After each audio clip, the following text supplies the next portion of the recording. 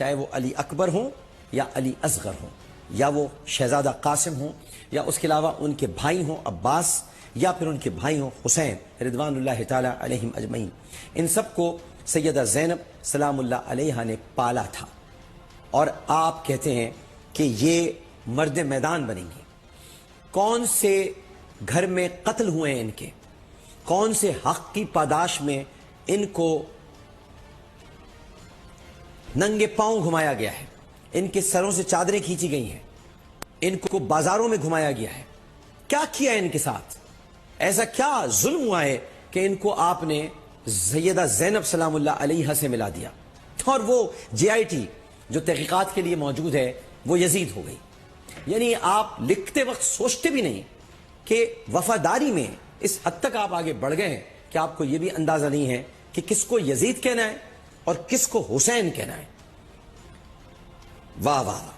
یعنی آپ نے یک جنبش قلم جج صاحبان کو یزید بنا دیا، اور ان کی تشکیل کردہ جے آئی ٹی کے سامنے پیش ہونے والی خاتون کو آپ نے زینب کا درجہ دے دیا۔ میں حیران ہوں، اور میں اس لیے بھی حیران ہوں کہ اس کے بعد جو ری ٹویٹس ہوئے، جو مسلم لیگیوں نے ری ٹویٹس کیے ہیں، یعنی یہاں پر آوے کا آوا بگڑا ہوا ہے۔ کسی مسلم لیگی رہنما نے یہ نہیں کہا کہ اس طرح کے ٹویٹس نہیں کرنے چاہیے، کسی نے بھی نہیں کہا، بلکہ اس پر خوشی کا اظہار کیا گیا۔ ہاں بالکل صحیح بات ہے، بالکل درست کہا گیا ہے۔ کہاں سیدہ زینب اور کہاں مریم نواز شریف؟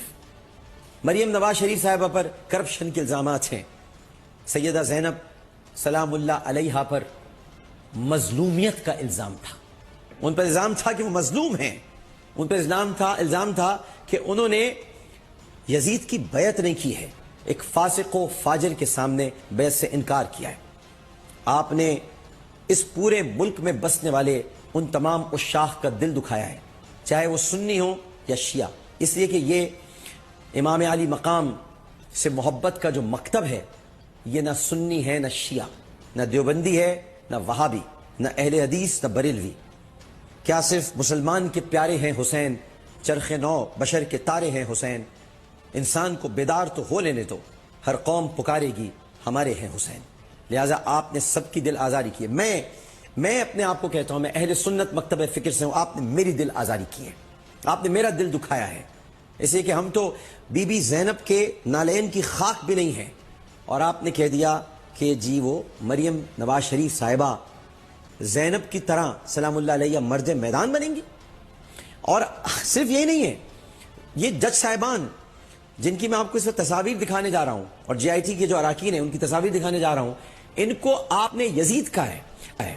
اب ایک سوال اٹھتا ہے، اور بڑا اہم سوال ہے، اگر آپ نے یہ سوچ رکھا ہے کہ فیصلہ آپ کے خلاف آئے گا تو آپ کا یہ ٹویٹ ہے، فرض کیجئے ہم میں سے کسی کو نہیں معلوم، لیکن فرض کیجئے اگر فیصلہ آپ کے حق میں آتا ہے تو کیا آپ کو یزید نے بری کر دیا؟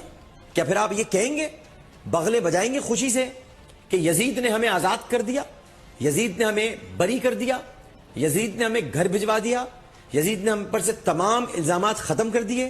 اس وقت کیا آپ یزید کی تعریف و توصیف کریں گے؟ کیا کریں گے اس وقت؟ آپ کیا کریں گے؟ کیا آپ نے ایک ایسا ٹویٹ کیا ہے اور ایک ایسے بند گلی میں اپنے لیڈر کو اور ان کی صاحبزادی کو آپ نے دھکیل دیا ہے کہ وہ لوگ خود پریشان ہیں کہ جو شاہ سے زیادہ شاہ کے وفادار ہیں انہوں نے کیا ستم ڈھا دیا ہے، کس مقام پہ لا کر کھڑا کر دیا ہے۔ جناب علی، میں آپ کو عرض کرنا چاہوں گا کہ نبی کریم صلی اللہ، یہ اتنا جو واویلا مچ رہا ہے، مائزہ حمید صاحبہ کا ٹویٹ ہے، میں تو پریشان ہو گیا دیکھ کر، ذرا دکھائیے گا مائزہ حمید صاحبہ کیا فرما رہی ہیں۔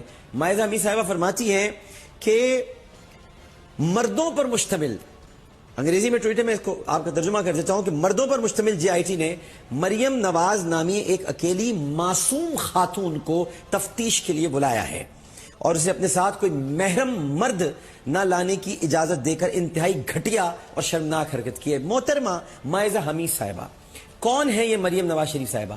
کیا جب یہ گھر سے نکلتی ہیں تو اعلان کر دیا جاتا ہے کہ ایک انتہائی باپردہ، ایک انتہائی حجاب میں ملبوس پردے میں ملبوس ایک خاتون گزرنے والی ہے جس کے ہاتھ تک کسی نے نہیں دیکھے اور وہ بھی دستانوں میں ہوتے ہیں، اس کے چہرے پر نقاب ہوتی ہے اور کوئی اس پر اپنی نگاہ نہ ڈالے، سب اپنی نگاہوں کو نیچے کر لیں کہ نواز شریف کی صاحبزادی گزر رہی ہیں۔ یہ سواری آ رہی ہے ایک ایسی باپردہ خاتون کی کہ جس پر کبھی کسی نامحرم کی نگاہ نہیں پڑی ہے۔ یہ سواری آ رہی ہے ایک ایسی عظیم المرتبت ہستی کی کہ جنہیں کبھی کسی نامحرم نے نہیں دیکھا ہے۔ یہ سواری آ رہی ہے ایک ایسی با عصمت، با عفت اور با پردہ خاتون کی کہ جس کی حیا کے چرچے پوری دنیا بھر میں ہیں۔ یہ سواری آ رہی ہے ایک ایسی خاتون کی کہ جس سے نامحرم کوسوں دور بھاگتے ہیں۔ کیا کبھی ایسا ہوا ہے؟ کیا کبھی ایسا ہوا ہے مائزہ صاحبہ؟ میں یہ باتیں نہیں کرنا چاہتا، لیکن آپ لوگ جس طرح سے ٹویٹس کر رہے ہیں، آج تو نامحرم محرم بھی لے کر آ گیا۔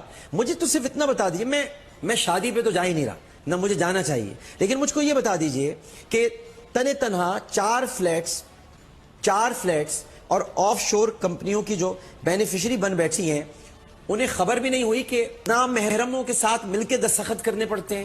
اس وقت وہ نامحرم نہیں تھے جب وہ دستخط کرنے گئی تھی، کاغذی کارروائی کرنی پڑی تھی۔ اور یہ بتا دیجئے کہ پرائم منسٹر سیکریٹریٹ میں جو 35 رکنی سوشل میڈیا ٹیم ہے، اس میں کوئی خاتون ہے؟ اس میں بھی سارے نامحرم ہیں۔ اس وقت آپ کو کوئی فکر نہیں ہوئی تھی جب یہ سوشل میڈیا ٹیم بنی تھی، جس میں فوش تصاویر اپلوڈ کی جاتی ہیں، گھٹیا ایڈیٹنگ کی جاتی ہے، ننگی مادرزاد گالیاں دی جاتی ہیں لوگوں کو، مجھے دی گئی ہیں، سب کو دی جاتی ہیں۔ اس وقت یہ جو 35 رکنی سوشل میڈیا ٹیم تھی، اس میں سارے کے ساری خواتین شامل ہیں، اس میں کوئی نامحرم نہیں شامل ہے۔ اور پھر اس کے علاوہ وزیر اعظم صاحب کی غیر موجودگی میں یہی ہماری مریم بہن جو ہیں، یہ اجلاسوں کی صدارت کرتی ہیں، نامحرموں سے ملاقات کرتی ہیں، گفتگو ان کی ہوتی ہے۔ یہ جو سجن جندال ہے، یہ انکل ہے نا ان کا، یہ بھی تو نامحرم ہے اور ہندو بھی ہے، اس سے ملنے میں تو کوئی سروکار نہیں ہے۔